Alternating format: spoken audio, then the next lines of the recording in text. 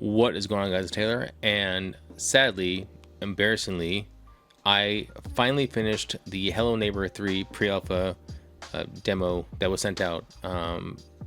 I say that only because it took me this long to get a video that edited down was only this long, which was very, very embarrassing because it was like crap. Like I spent so much time just trying to find everything. I guess I just, well, actually no, I'll clarify. I spent a lot of time trying to figure out the clues to find out where I need to go to pick up this report that you have to get in the game. But also there's a lot of times where you have to kind of like break the game to get to where you need to go. So at the very end, I was like down to like, I knew where to go. It's just that I would get caught somewhere or I couldn't do something, so I couldn't break the game properly like I was supposed to. And yeah, anyway. So we're gonna do things a little different this time. I'm actually gonna play the demo in a moment. And after that, I'm gonna come back and just give you like a voiceover over some like footage that I've accumulated over my hours of playing. And then you can hear my thoughts of the game. Not a whole lot of thoughts, but it's my thoughts of the game. You don't have to see this anymore, don't worry. All right, and here we go.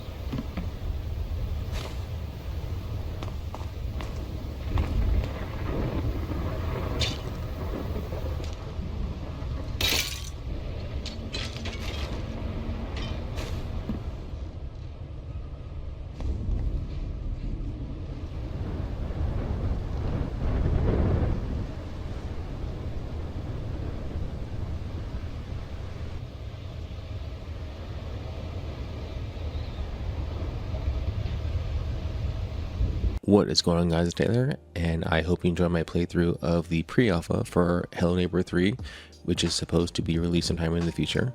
Before I jump into my thoughts, I want to give you a quick history of me and the Hello Neighbor franchise so you know where I'm coming from. I played the first Hello Neighbor a little bit back in the day, but I never got super deep into it. However, the game Secret Neighbor really got me. I played the hell out of that game. The online multiplayer aspect completely hooked me, and I especially loved the Halloween update. After that, honestly, fell off the series a bit. I never really got into any of the games, and while I was mildly interested in the animated show, I never got into it or wanted to actually watch it, unfortunately. That being said, something about the Hello Neighbor 3 caught my attention, so I decided to jump in and give it a shot. Now, when I say give it a shot, what I really mean is I spent almost 3 hours trying to figure everything out, only to end up with about 9 minutes worth of actual demo content. And look, I don't necessarily mean that as a bad thing. A huge part of the experience was trial and error and figuring everything out and what the clues meant and slowly piecing everything together. People always say the journey is more important than the destination, but man, this journey really tested my patience at times. One thing I had to quickly relearn was how Hello Neighbor logic works. And by logic, I mean partially breaking the game and finding every shortcut manageable to make progress. That honestly feels like part of the experience at this point. I'll say this though, by the time I finished the demo, I felt like I deserved a drink for proving to myself I still knew how to solve puzzles. The atmosphere in the game is also incredibly creepy, and honestly, I'm here for it. The entire town feels unsettling in the best way possible. There's no official release date yet, but personally, I think it's best that the game be perfect on Halloween time. With a few cosmetic tweaks to lean even harder into the horror vibe, this could easily become one of the eeriest entries in the series. The characters themselves already help push the creepy atmosphere. The exact names haven't been really revealed yet, but you got what looks like Theodore Peterson walking around looking almost zombie-like in a pale gray skin. Then there's a creepy old lady living in the house across the bridge. In my playthrough, you can actually hear her inside the house after the long bridge drops down, but I never went inside because I didn't have to. Hearing her was already enough nightmare fuel for me. Another detail that makes me think this would lean to the Halloween style vibe is the report number being 13. Obviously, 13 is known to be an unlucky number, but the game also takes place on February 29th, which is weird because it barely even feels like the real day to begin with. At the end of the day, fans of the Hello Neighbor franchise are getting another entry into the series, and if the developers fully embrace the creepy atmosphere they already have going on here, this could end up being one of the most unsettling Hello Neighbors games yet.